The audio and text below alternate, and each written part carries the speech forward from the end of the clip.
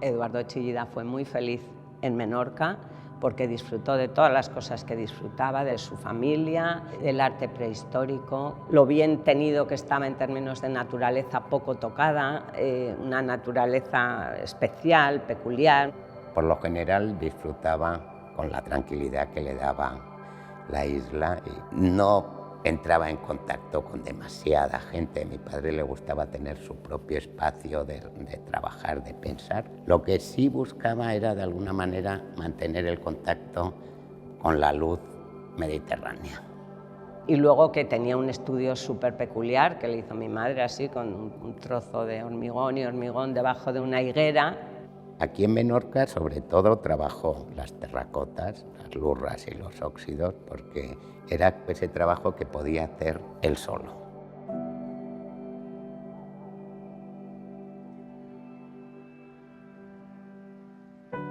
Yo creo que con el tiempo en la isla fue disfrutando mucho de lo que eran todo lo que era el arte prehistórico, los talayot, las taulas. Él pensaba que eso se había colocado ahí para sujetar el cielo, la bóveda celestial.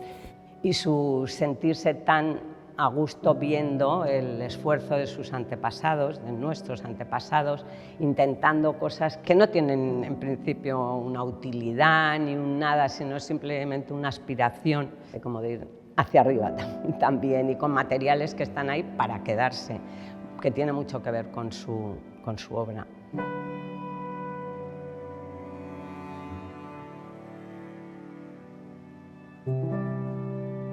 Una de las cosas que es, yo creo, muy curiosa dentro de la obra de mi padre, que en esta exposición además se ve muy bien, es la parte mental de su obra y la parte física de hacerla. Siempre toda la obra de él ha sido una conversación, un diálogo con la materia en la que estaba trabajando y la propia materia le respondía.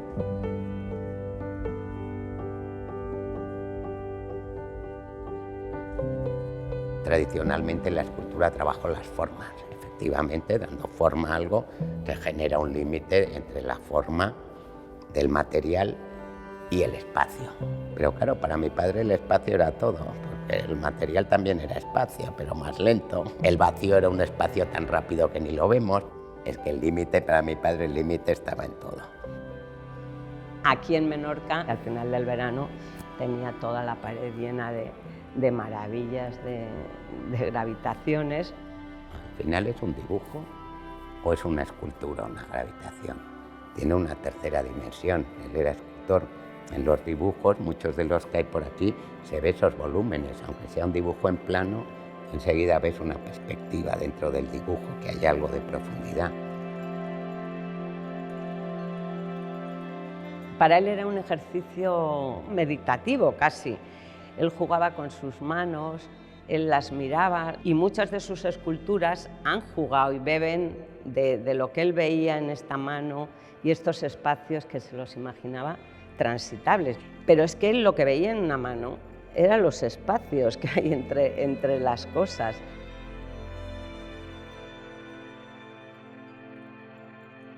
Claro, ahora que estamos en su centenario, ha vivido muchas cosas, has pasado por muchas cosas. Es muy emocionante la obra que ha hecho y que esté aquí para quedarse durante mucho tiempo, para muchas personas. Aquí podemos tener obras en esta exposición desde el año 48 hasta el año 2000.